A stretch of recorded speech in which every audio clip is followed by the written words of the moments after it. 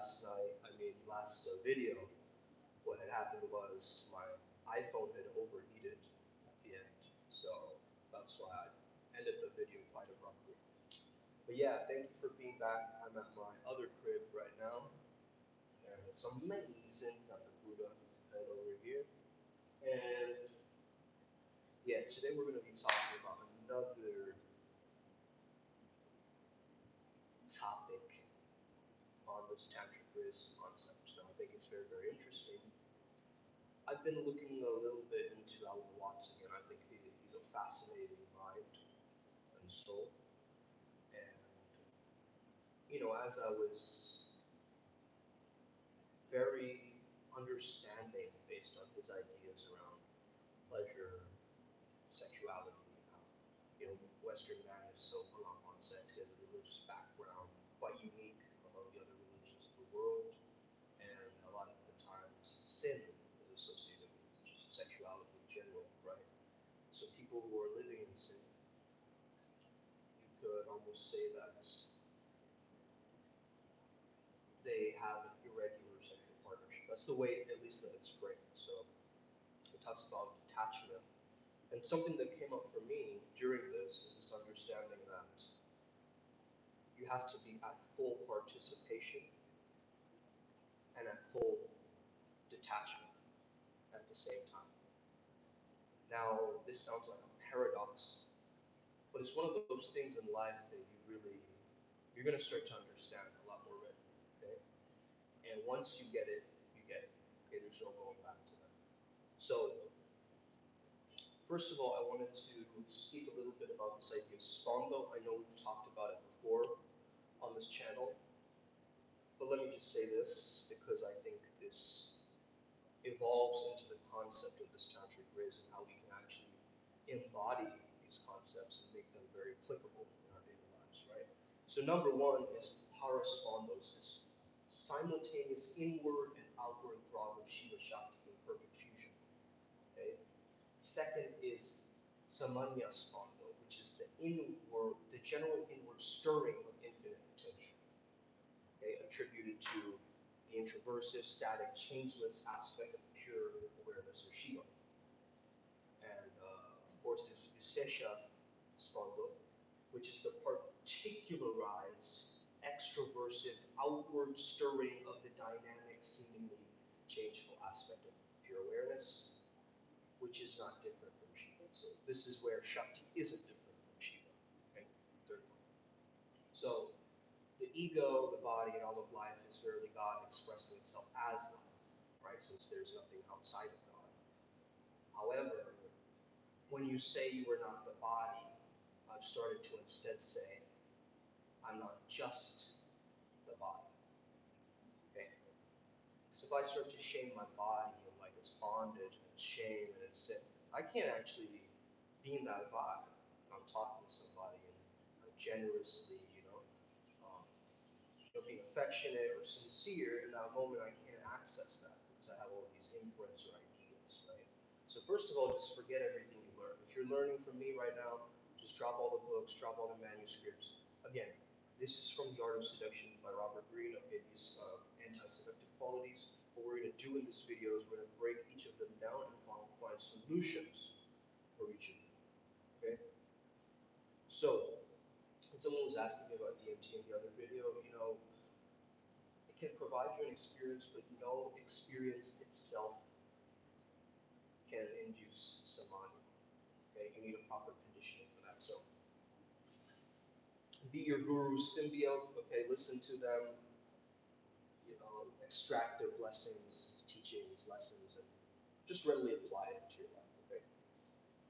Another thing that I've been doing is manifesting underneath warm water. I don't know what this does to me, man, but it puts me into like a theta wave type of feeling, and then I close my eyes and I put my eyes up, so I tap into alpha waves as well. So together with the warm water and me closing my eyes, I'm tapping into an alpha theta bridge. Okay, if you guys know about brain waves, you'll understand this a lot better. Okay, there's alpha waves, which is like a relaxed wakefulness, and there's theta waves, which is kind of like that creative, ethereal, dreamlike state where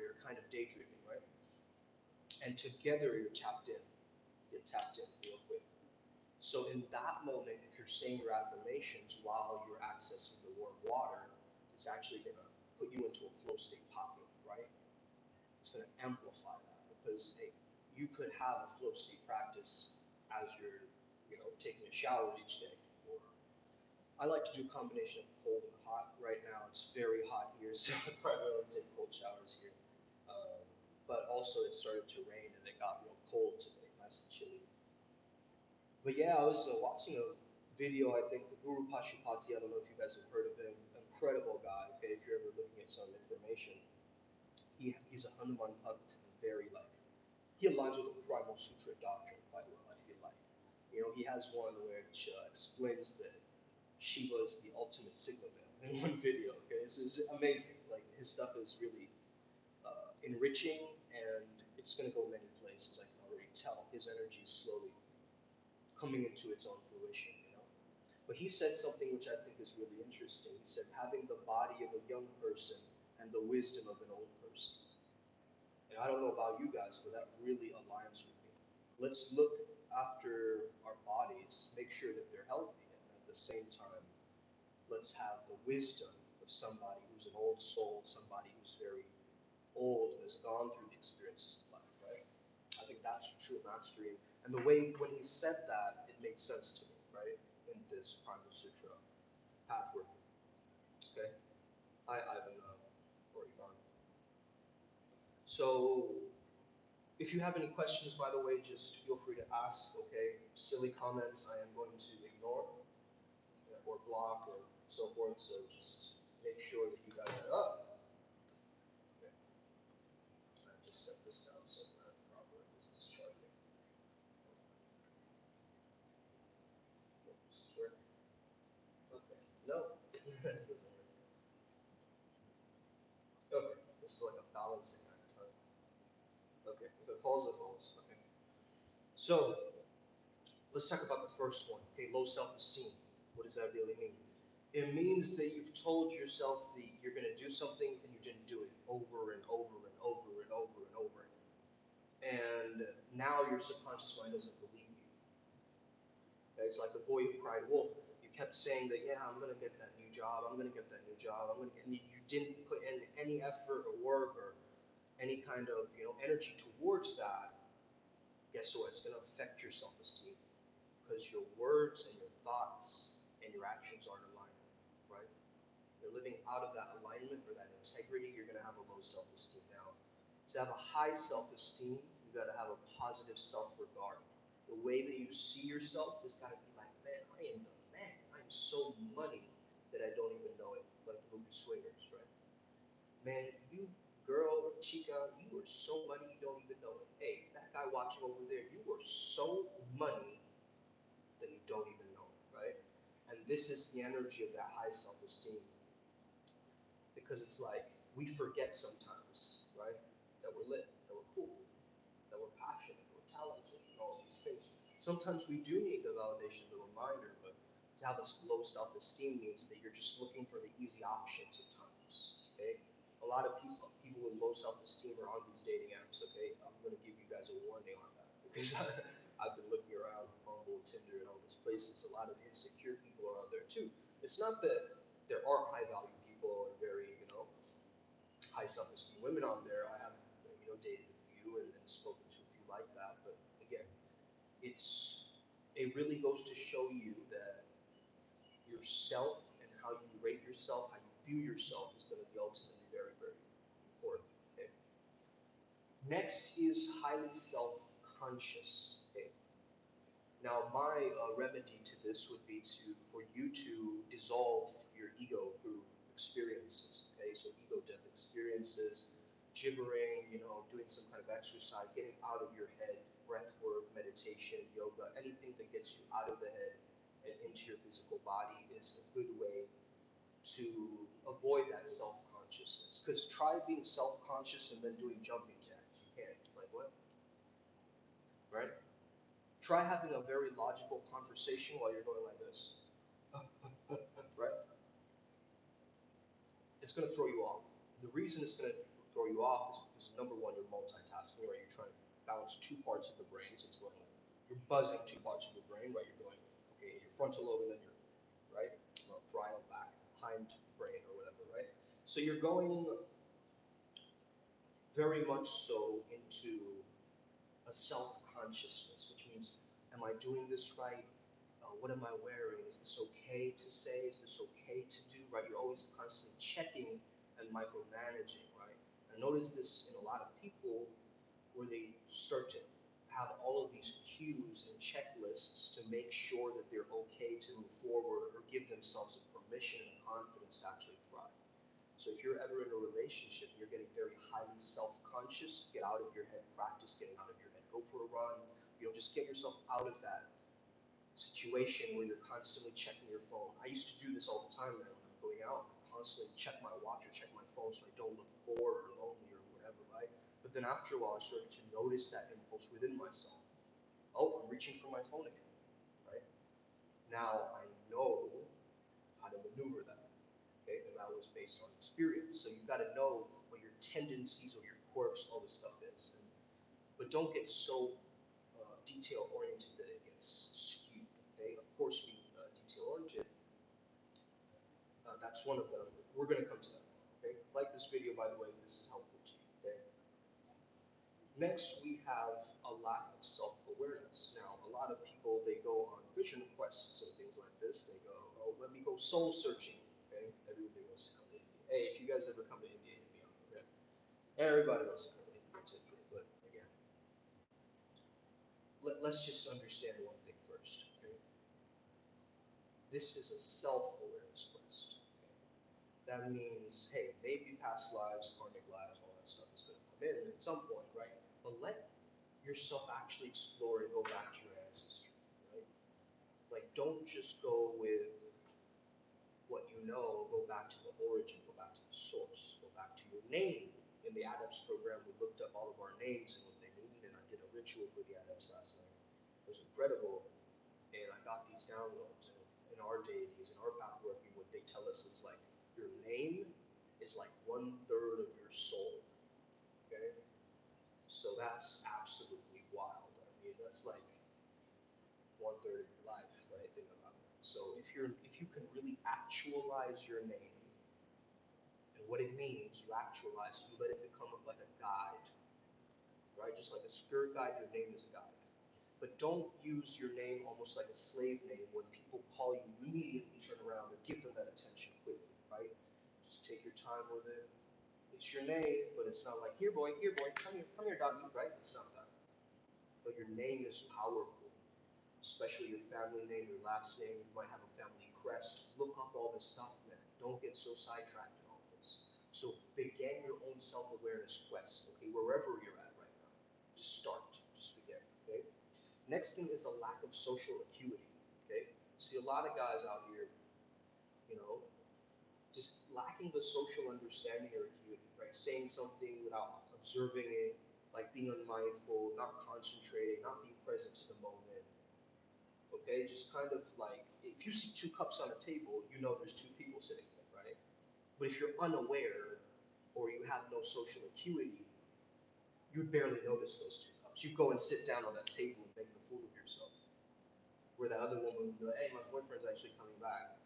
I don't know if you saw his cup over here, right? So have the awareness, look at what you're doing, look at what you're seeing, right? Understand that, of course, keep it in your highest light and perception, right? In your highest perception, but at the same time, don't let your lack of social acuity be the reason why you're appearing unseductive, because you're not, right? In your heart of hearts, we all know you are the most seductive, loving, intelligent, attractive person on planet Earth, but you just haven't been giving yourself that permission. And with these tools, with this list, you will understand how to do this, okay? Next is insecurity and or inferiority, okay? Here you just want to feel more secure and aligned, okay? Simple as that. So why do we get insecure? Because we're not secure. Why do we get inferior? Because we feel underneath other people. We're comparing ourselves to others. That person is like this person is the most intelligent, that person is the best looking, that person has the best, advice or whatever, right? You're constantly comparing others to you, and you're going to get into this comparison trap. But think about it like this: you're on an infinite highway, Doesn't matter. Some days you're gonna overtake that car, but it's an infinite highway. There's always gonna be another car in front of you. Doesn't matter, right? Don't get so caught up in a rat race, okay, mentality. Hey, if you win the rat race, you're still a rat, okay? I don't want to be a rat. I want to be a mythological monster of the Makara, okay? I don't want to be a rat. No, I don't think anybody actually, with a sound state of mind, wants to be a rat, okay? Or in a hamster wheel, right? We use all these analogies, right? Hedonic hamster wheel, right? Just chasing money, chasing women, chasing something. Hey, why don't you stop chasing and start magnetizing? Okay? Why don't you stop being so overproductive and start being more aligned and present so you can get more done? Okay? This is the mentality, this is this understanding. Two, next, we want to understand if you are self-absorbed or not. Now, I think the opposite of this is not a self-ignoring, right? Being self-absorbed means you're absorbed in your own identity, your own ego. It means so much to you that you have a degree, that you went to this school, that you did all these things, that you have this skin color, that you have this, monetary status or whatever, right? 333, by the way, over here in India. So that means I'm giving back to the community. That's what this means. So self-reliance, self-sufficiency. Okay, if you're self-sufficient, you can be an energy billionaire, my friends. And what I mean by that is people are going to be lining outside your door just to get a taste of that energy, that understanding. Because why? Because you take care of yourself. You don't have to rely or depend on everybody, right, to get what you need. You have the self-reliance and self-sufficiency. I've got this. And this is very different to independence, right? Because a lot of people confuse and conflate the two.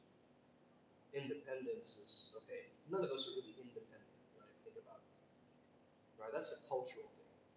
Are we really independent, or do we rely on others and need other people's help? Yeah, we're social creatures, right? So if you look up the science, you'll understand we're social creatures, and we have been for a very long time now. How we've been culturally conditioned and socialized have taught us not to be social. Okay, so that's the issue. So first of all, let's understand the next one, number 7. Okay, unable to understand the psychology of others. This is where you start exploring understanding.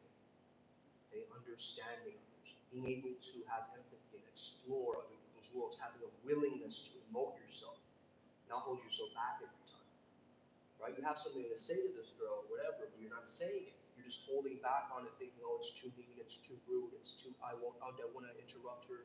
I don't want to have this appearance. I don't want all of these rules in your mind, right?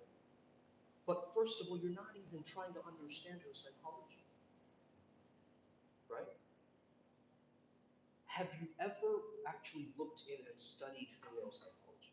Okay, that's number one. I think it's really, really important actually that you look into this stuff, because it's not going to just randomly fall on your lap and you're going to be, Casanova the next day. It's not going to work like that, right? You have to put in the time, the work into actually gaining this momentum, and it's actually a momentum. It's a social momentum, right? So if you keep doing it. Like I'm forcing myself to go on the monkey app, socialize, socialize, socialize. Even if I can't, I'm very busy with my work and my business. I still do it. I still get my reps in. And a lot of you guys don't get your reps in. Okay? So that's just a reminder for that. Anything you keep doing, you're going to get better at it. Easy as that. Okay? It just gets easier over time.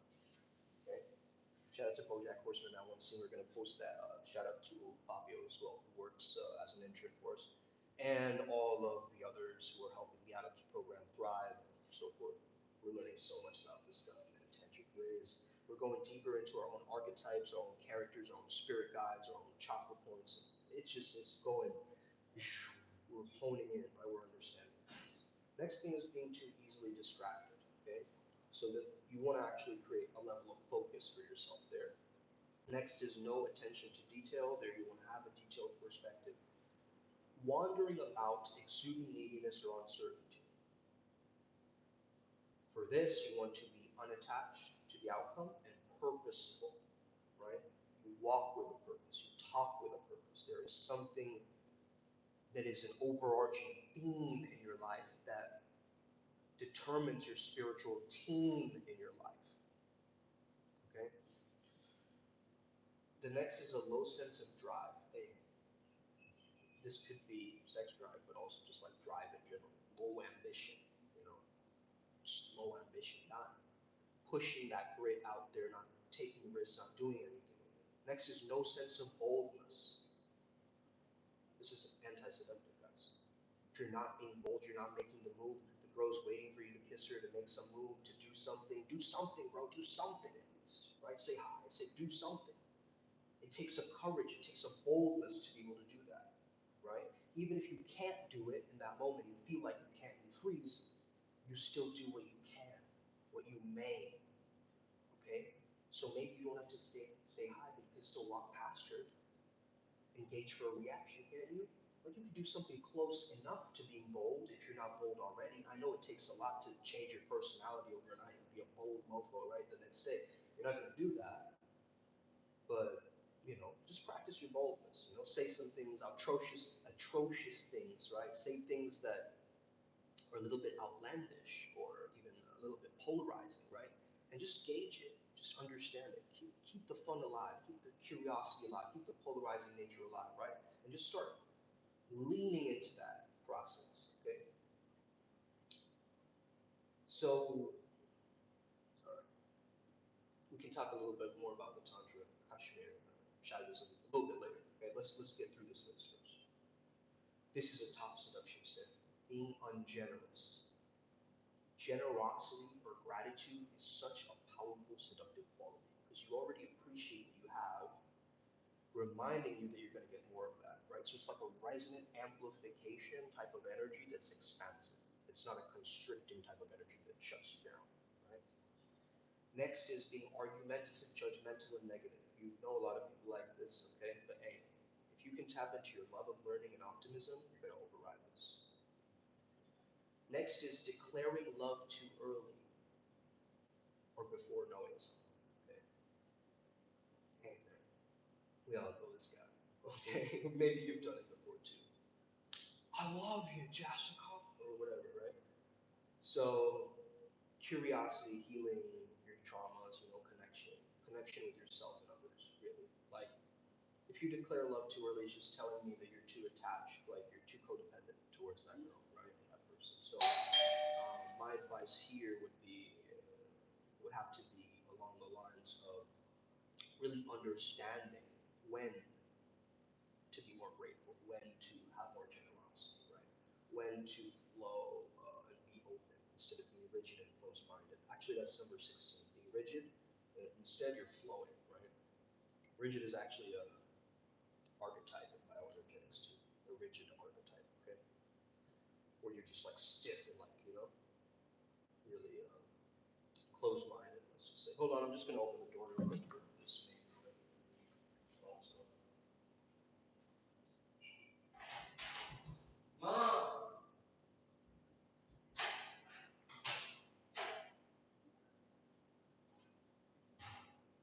Ito dahil po may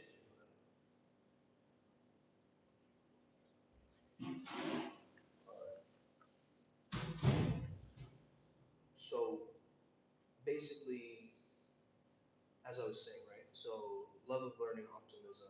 Oh yeah, declaring love too early is almost like you can say things like "I love your smile," "I love your eyes," and these types of things. But if you say like "I love you," that's like okay, now I'm doubling down on this one person, right? And I don't really know their identity, or maybe I haven't built that rapport enough for them to feel that comfortable around me, right? I mean, usually what happens is you become friends, kind of big brother vibes, right? Friendly, and then it turns into something very seductive, sexual, right? Something very more intensity. So it starts off being very fun, and the fun transforms into a more of an intensity, sensuality, right? So you got to understand that process. Next is being only concerned with their own pleasure. Okay, I think this one is given. It's pretty obvious. This means okay, being only concerned with one's own pleasure. Okay? Next is complaining, whining, and worrying all the time. Okay, for this you need very encouraging, positive self-talk and a positive communication style to be able to actually move this energy forward. The next one, I see this a lot. Okay, the cheapness and the tightwad mentality. Okay, like, are you kidding me? I have to pay for that, and that kind of mentality. Like, let's split the bill.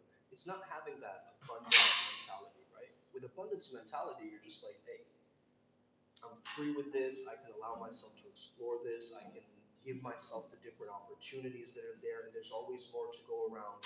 Everything always goes my way, right? That is an abundance mentality where you're constantly understanding you don't need to seek more because you already embody moreness or having enough. You guys get that? Give me a thumbs up if you're watching. I see 9 people on here. Some people are like going in, like coming in, leaving, coming back, right? All right. Well, if you can watch this in your own time, watch the replay as well. Okay. Thank you for joining. Appreciate it. So next we have is being too identified with the mind, right? The inner critic. And if you're not deeply embodied, or you've never heard of this concept on this channel of the inner priest beast or the priestess beast, then basically I want you to try to understand the most highly integrated man or woman that you know, right? Now, to some of you, that might be your animus and your anima. This is what we're exploring also very recent, okay? Excuse the noise, it's just leaving. So basically, you want to have this understanding that you're speaking authentically and spontaneously, kind of on the spot. Because if you have a lack of self-control over your own language, let's say you have like Tourette's, right? You randomly swear, you randomly say like inappropriate things in scenarios. I mean, that's not going to be very attractive, is it? Right? It's pretty obvious. Next is criticizing others. What's the solution to that? Gassing them up. Why wouldn't you boost somebody up? That would help you win and your tribe to win, rather than criticizing them, which actually shows an insecurity on your part, right? As you're being critical. Because when you're being like, that person is a loser, that person is weak, whatever, people aren't picking up on that. They're picking up that you are the one who's projecting and saying those things about that other person, right? So the finger pointed is always the finger pointed here, right? So it's like, you got to understand that aspect too. That when you're criticizing others, really a criticism of your own self. So when you do criticize, it's very calibrated. It makes you think. Maybe it has a vibe to it, right? But don't be so hypercritical. Okay, you're not gonna tap into that selective nature of yours. Okay. Next is you can't be too angry, man. I see a lot of people being furious about random stuff and just like losing all sense of control of their emotions. Now you might have some mental health issues and so forth. I get it, I understand. But hey, roast yourself, baby. You know what I mean? Like, listen to comedy, just roast yourself, have your friends roast you. We do this as guys, man. Don't get so serious about it. Don't get so butthurt, right? Anger management is all about understanding how you can turn that anger into super sane productivity. Okay? When you can transform that rage within you to actually move that energy within you to get things done, that's going to activate that energy of seductive quality within you. Okay? Next, we have tastelessness or tactlessness. Okay? You know when someone wears something really tacky, or like they're wearing like something that just doesn't match at all, right? Like my entire outfit today matches, right?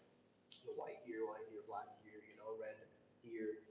It all matches, right? But other times, I mean, I see some guys with their style, and it's just like, bro, what you're wearing, that's coming across to the people that you're communicating with. You guys get that? If you're wearing something just bizarre, I know a lot of people overdo the peacocking, right? Some people just overdo it, man, but you have to have the right blend of it. It's gotta appear a little bit ethereal, fantastical, mystical, seductive, sure, but don't go overboard so you look like some kind of you walked out of a set of like, you know, like a Hollywood jungle movie or something. Like you just turn up in a nightclub like that. It's like, whoa, it was like, I mean, you'll get eyes on you, but again, you're gonna have to put up with those eyes. You're going to handle that pressure. If you can handle that pressure, then you're allowed to do it. That's my rule. If you can wear a funny top hat that's like this long, right, like mystery, and you can get away with it, and you're a magician and it fits your role and whatever, right, then by all means. Okay? But if you're doing it copying mystery and you're kind of just like, hey man, that seems kind of cool, that'll bring the attention to the ladies, right? And you do it from that angle, no, that's not going to be fair. tasteful. So you got to learn about experimenting with your own style, your own tools, your own techniques. You got to learn refinement, man. That's how you're going to get over this tactlessness and tastelessness. You got to work on your own refinement. Okay. Next is we have rarely in harmony with others. Now, if you've ever heard of Michael Singer, okay, Michael Singer has two incredible books. One is The Untethered Soul. The one is called The Surrender Experiment. I highly recommend you go through these. This is going to put you more into harmony with yourself. And you got to understand, right? Your brain is the hardware, mind is the software, right? You have this mental virus, and that virus convinces you that you're wrong, you're not good enough, and all these things, right? You're in discord, but you need that harmony. And Surrender Experiment or Power of Now, any of these books, right? Muji, anything by Muji, Shanti, any of these spiritual texts, teachers, I can name drop a lot. Right? Papaji. If you guys don't know Papaji, go look at the way Papaji communicates and notice his devotees, the way that they react to Papaji's teachings. And he's very straightforward, right? He's very like, I feel like it's like cutthroat spirituality, right? Very blunt, very like boom, boom. So, but it's also very light. It's also very soft-hearted. So it's a good blend to understand. Okay, I think he's like I have a lot of favorites, that I go back to. But again, don't binge watch these spiritual teachers. Be one. Okay, be one. Straight up. Why are you giving yourself permission from all of these other practitioners and not embellishing and trusting in your own divine power and source? Why are you giving so many other people the power away when you can access that same power? Okay? You're looking for this and that and a kind of sidetracked way of getting it, but you can do it yourself. You just need the confidence, the Godfidence that sets you apart, that allows you to lean in to the edge. Okay? Next is superficial and fast interest. I've always noticed that if I practice keeping a consistent depth of interest over time, it's always way more helpful than if I just notice my fleeting fast interest, right? Like a sense of novelty about something. Next is pride or hubris. Okay, hey, this has been a downfall in so many myths, so many stories. You guys already know. Okay, but this, I think, the deadly combo is pride with overcompensation. So what I would say is work on your adaptability and flexibility. Okay, in your own persona, the way you see yourself, but also in the way that you are coming across and broadcasting yourself, right? So it's not overcompensating for something, right? You know a lot of these guys overcompensate. Okay? You don't want to overcompensate for anything. You are just you. Okay? You're compensating it as you're compensating. Right? You're not over. You're not going overboard. That's about like the temperance aspect. Okay? So avoid interacting with others is a seduction sin. Okay? Because you're not pushing your comfort zone. Right? Next is defensiveness or coldness. When you get into this cold mentality, like you become more, like the weather in London, right? Like the cold hues, like that kind of mentality, the sharp steel, that kind of mentality doesn't allow you to tap into your conversational warmth. Therefore, showing your resting bitch face or whatever, right? And giving that off to others so that they don't approach you, that they don't get the sense that you're approachable. If you're just mean mugging them, cold, cutthroat, I just fought a war. They might be attracted, but they're also very intimidated, right? So you gotta know when to set healthy boundaries, when to tap into your playfulness and this kind of conversational warmth, and when to, be a little bit on your caution. Okay, rare, right? I'm rarely cautious in the environment, but it's good to be a little bit just calculated. In certain environments, you don't know the place, you don't know the people, or you don't know where the exits are. You just got to be, tuned in, wired in. Okay. Finally, we have easily bored or monotone. We talked about deadpan also the other day, right? These people are just deadpan. and not really expressing themselves in their face, in their facial muscles, and they have a lot of facial armoring, right, as you say. So it's a protectiveness in the face that actually creates a tension throughout the entire body. Because when your face is unrelaxed, your entire body is. Okay? So if you can actually relax your face, then you can actually start to have that go into your entire experience in your whole body. Okay? So get genuinely interested in what others have to say. Practice tonality flexing, vocal flexing. Okay. Um, Okay, so gesture flexing is also good. So gesture flexing would just be like you doing certain things, right, that give you an indication of what, like different, right? You just keep doing that, you practice that. Vocal flexing is you try different accents, you speak like this sometimes, and then you go deeper, and then you start, going through that like that, right? So you play with a tone, you play with a pitch, and it's okay. So yeah, that's really powerful. And again, let's talk about how we can merge this with our character activation, right? So let's say you imagine your ideal archetype. You have high self-esteem, you're having ego-death experiences, you know yourself, right? You have that self-awareness, you're mindful, you're observant, you're concentrated, you're present, you're secure, you're aligned, you're self-sufficient, you're understanding, you have emotional regulation, you're valuing your time, you're focused, you're having a detailed perspective, you're purposeful, you're unattached, you have a drive, you have a boldness, you have a generosity and gratitude, you have a flow and an openness about you, you have a love of learning and optimism, right? You have a curiosity about you, a healing, a connection. You're concerned with other people's pleasure, not just your own.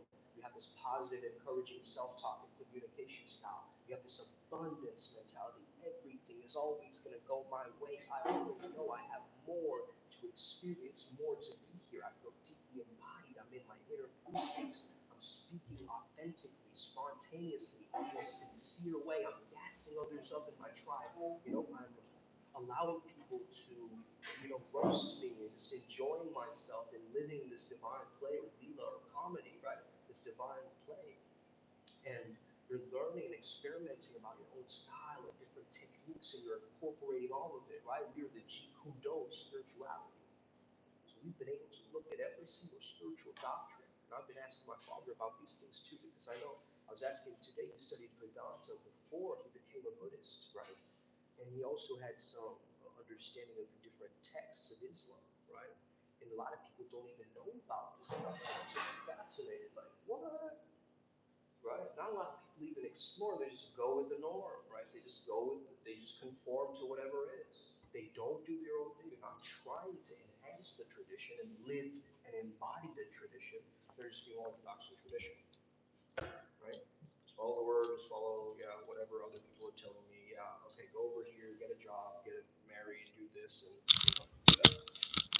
So that's not going to help you. Practicing keeping your consistent depth and interest over time, being adaptable, pushing your comfort zone, setting healthy boundaries, using conversational warmth, being easily bored or monotone. And instead, you get genuinely interested in what others have to say, and you enjoy training your voice and understanding your voice, because your voice holds such a power that you have barely scratched the surface. So I hope you enjoyed this video, guys. Have an incredible rest of your day. May the flow be with you and stay legendary. On down, on God. Let's go. Upward spiral. We're all in